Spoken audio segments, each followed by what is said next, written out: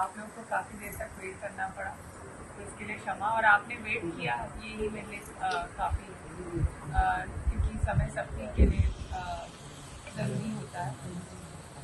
मुद्दे की बात तो ये है कि हमें कैसा विधायक चाहिए, ये फैसला हमें स्वयं ही करना है कि कैसा विधायक हमें चाहिए। विधायक वैसा होना चाहिए जो लोगों के बीच में रहे और कर्मठ काम करे। जो विधायक आप उनके पास जाएं और जो विधायक बोले कि मेरे बस की तो नहीं है, मैं सरकार में नहीं हूँ, ये तो बहाने होते हैं। क्योंकि ये एक तरीका होता है लोगों को उलझाने का, लोगों को बोलने का कि हम अगली बारी करेंगे, हम ये करेंगे, ये उलझाने के तरीके होते हैं। और आप लोगों को, इस क्षेत्र के लोगों को कई बारी से उलझाया जा चुका है। हम बार बार उलझते जा रहे हैं, पर हम ये नहीं समझते हैं कि हमारी जो वोट है, वोट तो आप ही की है, और वोट में जो शक्ति होती है किसी चीज़ में नहीं होती। जो हम विधायक भी बनते हैं, जो क्षेत्र के भी विधायक हैं, वो आप ही लोग की वोट से बने हैं, तो आप ही लोग ने बनाया है। आदमी को हमेशा ये पता होना चाहिए कि शक्ति किस पास है, और जनता के पास शक्ति है। थोड़ा आपसे जानना चाहेंगे किस तरह से आपका जो चुनाव प्रचार है, कई दिनों से रायपुरानी ब्लॉक के आप दे रहे हो, क्या कुछ होगा? प्रचार तो काफ़ी दिन तक चलता है, और हम अध्यक्ष जी मेरे साथ हैं बैठे हुए, और रायपुर रानी में हम जोरों शोरों से प्रचार कर रहे हैं। और पिछले जिस दिन से मैं पार्टी ने मुझे यहाँ के लिए नॉमिनेट किया है, उस दिन से ही हम लोग लगे हुए हैं, और हर क्षेत्र में, हर गांव में, हर कस्बे में, हर जगह पहुँचने की कोशिश कर रहे हैं। कालका विधानसभा में आपकी एंट्री के बाद कहा जा रहा है कि बाहरी प्रत्याशी हैं, इसको लेकर क्या कुछ कहना चाहोगे? कितना क्या है उसके बाद भी आप लोगों का जो है? देखिए, बाहरी प्रत्याशी क्या होता है, बाहर से क्यों, मैं 2014 में यहाँ इलेक्शन लड़के जा चुकी हूँ आपके सामने। और कालका जो विधानसभा जो है वो अम्बाला में आती है, वो अम्बाला और कालका कोई अलग नहीं है, एक ही विधानसभा, एक ही हल्का है ये, तो इसलिए कोई अलग वाली बात नहीं है, तो सिर्फ एक भ्रम फैलाने वाली बात है। और जहाँ तक मुझे ज्ञान है, मेरे से भी पहले जो यहाँ पर आए वो सब बाहर से आए, तो मैं पहले वो भी बाहर के ही थे इसी तरह से। तो कोई ऐसा नहीं है, जहाँ से भी पार्टी आदेश देती है, जहाँ से पार्टी आपको उतारती है फील्ड में, और हम उनका जो भी उनका फैसला है सर्वमान्य है, उनके फैसले के तहत हम यहाँ आए।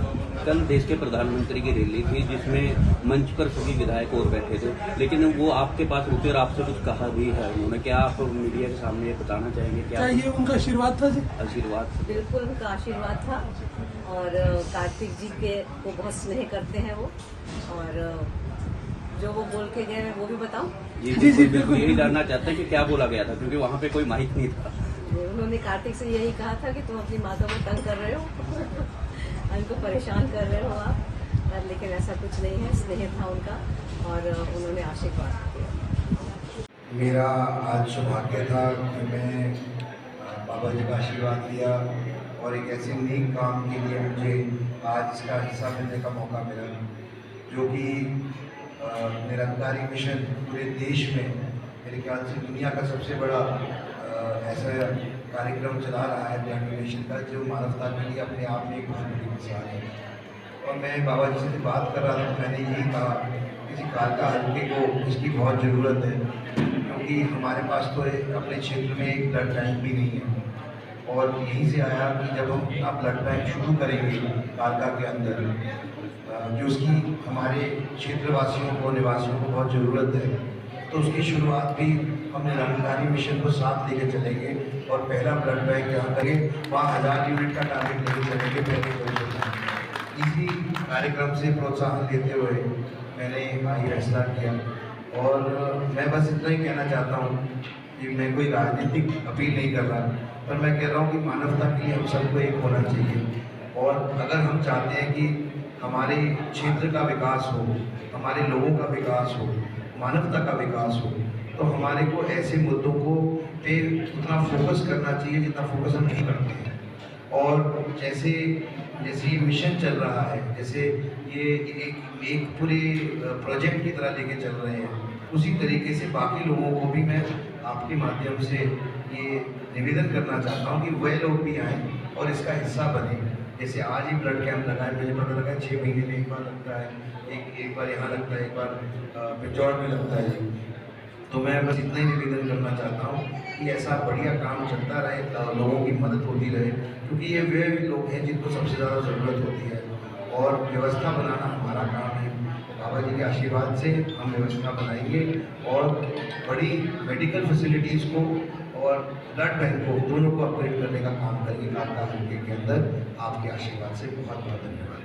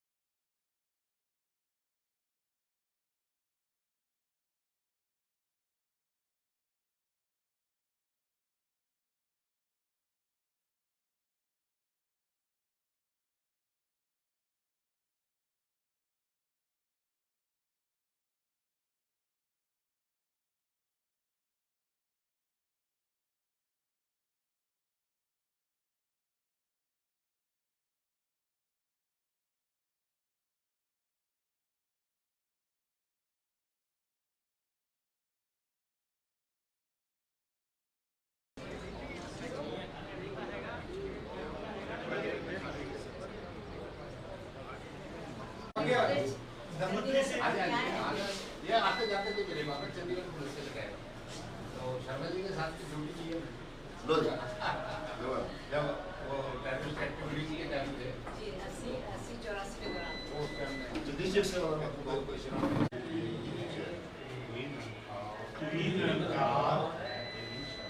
मैं तेरी शरणा मैनू बख्श लो तू ही निरंकार मैं तेरी शरणा मैनू बख्श लो तू ही निरंकार मैं तेरी शरणा मैनू बख्श लो।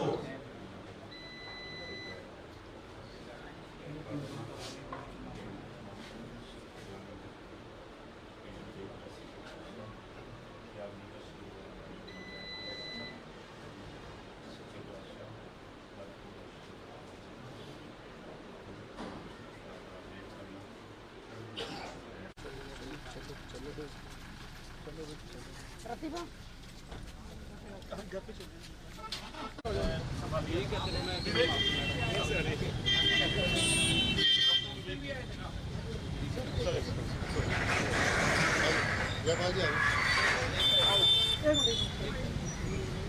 आगे आगे आगे दम भी ले ले राजमान भी ले लिया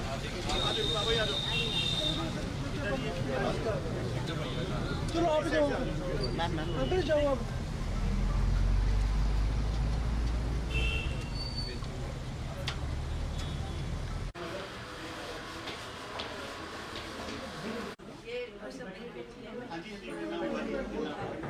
मैंने देखा है जब छोटे थे तब लो सेक्टर में आई यूज्ड टू विजिट थी मैं आता रहता था जब गुलाम नबी आजादी का लंच था आपके यहाँ तब शर्मा जी ने बुलाया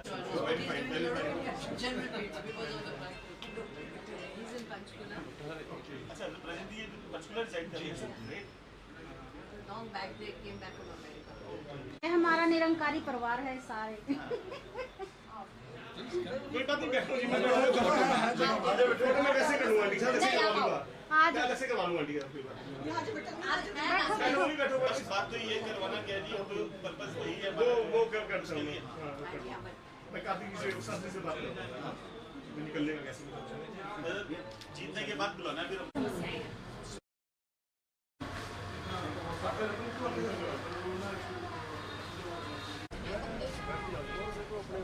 समझ जा रहा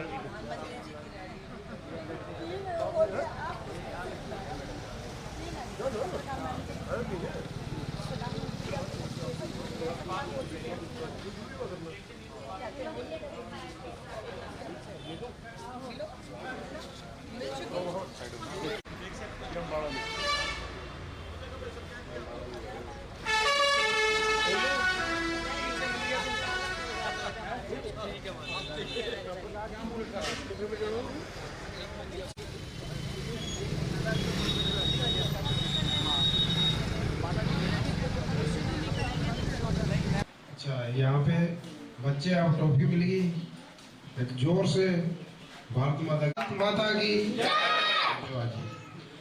आज आपके इस गणेशपुर गांव में जो हमारे पर आपने जिस तरह का मुझे मान सम्मान दिया है उसके लिए दिल की गहराइयों से आपका सबका धन्यवाद है। मेरे साथ उपस्थित मंडल अध्यक्ष श्री मदन जी, हमारे आदरणीय श्री बरखाराम जी, श्री मोहनलाल जी, श्री दयाल चंद जी, श्री रामलता जी, श्री मामचंद जी, महेंद्र जी, श्री राजीव कुमार जी, श्री जिया राम जी, श्री पाला राम जी, श्री भगत राम जी, श्री पाला जी, श्री श्यामलाल जी, श्री राकेश कुमार जी, उपस्थित सभी बुजुर्ग भाइयों बहनों माताओं और मेरे छोटे छोटे बच्चे, आप भी स्पीच सुनने आए हैं? आप सबको मेरी राम राम। देखिए, भारतीय जनता पार्टी ने मुझे आपके बीच में अपना नुमाइंदा बना के भेजा है और मैं आप सबसे भारतीय जनता पार्टी की उम्मीदवार बनकर आपके बीच में आई हूँ और आपसे निवेदन करना चाहती हूँ कि आप अपना मुझे साथ दें, आशीर्वाद दें। परंतु आप ये कहेंगे कि हम आपको आशीर्वाद क्यों दें, तो मैं उसको भी आपसे चर्चा करूंगी कि आप मुझे आशीर्वाद क्यों दें। जब आप मुझे आशीर्वाद देंगे तभी तो मैं विधानसभा में जाऊंगी, अगर आशीर्वाद नहीं मिलेगा तो कैसे जाऊंगी? और विधानसभा में जाऊंगी तभी आपकी आवाज़ उठाऊंगी और जो भी आपके क्षेत्र के कार्य हैं वो तभी करवा पाएंगे जब आप अपना एमएलए चुन के विधानसभा में भेजेंगे। देखिए, देश में भारतीय जनता पार्टी की सरकार है और अगर प्रदेश में भी आप बराबर के नुमाइंदगी करेंगे तभी यहाँ पर भी भारतीय जनता पार्टी की सरकार तीसरी बार बन पाएगी। अगर आपको अपने क्षेत्र का विकास कराना है तो मेरा मानना है ये है कि जो भी सरकार सेंटर में होती है वही उसी की सरकार अगर प्रदेश में भी हो तभी काम अच्छे से और उन्नति से और जल्दी से हो सकते हैं। अभी अध्यक्ष जी ने बताया कि मैं महापौर हूँ अम्बाला की, उसके रहते ही पार्टी ने मुझे चुना आप सबके बीच में भेजने के लिए। तो गांव की क्या समस्या है मैं समझ सकती हूँ कि ये शहर से थोड़ी फर्क होती हैं, पर एक समस्या सबके लिए बराबर है, वो है रोजगार, बच्चों के लिए रोजगार। ये एक समस्या है जो हर वर्ग के लिए, चाहे वो शहर हो चाहे वो गांव हो, कोई भी जगह हो, ये सब जगह जटिल है। और रोजगार तभी मिल पाता है जब आपके पास कोई उद्योगीकरण हो, कोई इंडस्ट्री हो या कोई ऐसा काम हो, चाहे कॉटेज इंडस्ट्री हो, अगर आप गांव में हैं तो कॉटेज इंडस्ट्री हो, यहाँ पर बढ़िया यहाँ कोई अच्छी फैक्ट्री हो, चाहे जैसे आप सब्जियां लगाते हैं तो उनको प्रोसेस करने की फैक्ट्री हो या कोई फ्रीज करने की फैक्ट्री हो, कोई इस तरह का उद्योगीकरण हो, जैसे महिलाएं हैं ये सब, उनको घर बैठे कोई काम मिले, तो बहुत सारे रोजगार ऐसे पैदा करने पड़ेंगे जिससे हमारे बच्चे, महिलाएं, बुजुर्ग रोजगार पा सकें। मोदी सरकार तीसरी बार क्यों चुननी है? क्योंकि जो उनकी स्कीमें हैं, जो हमारे माननीय मुख्यमंत्री जी ने पिछले 50-52 दिन में मुख्यमंत्री होते हुए बहुत सारी स्कीमें लागू करी थी। कुछ स्कीम लागू हो गई थी, धरातल पे आ गई थी, कुछ बाकी थी, और उन स्कीमों को जारी रखना और लागू कराने के लिए आपको भारतीय जनता पार्टी की सरकार लानी पड़ेगी, तभी ये स्कीमें कायम रहेंगी।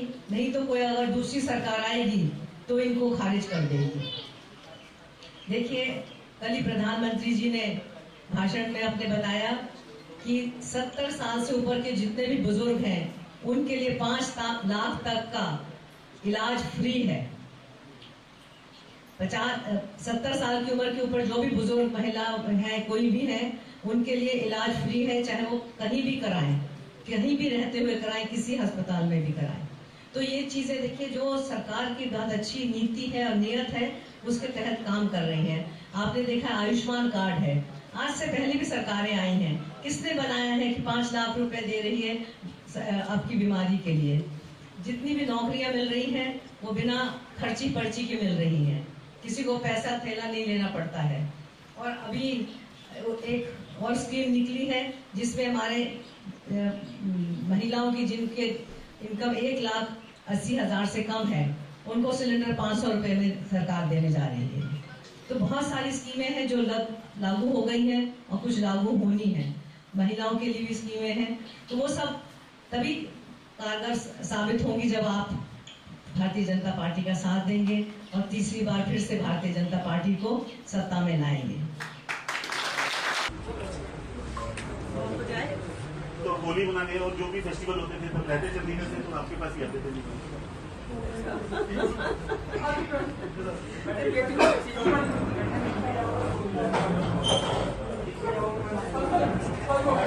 अनिल जी, मोटिव तो क्लियर है हमारा गैदरिंग का, और अब ये है कि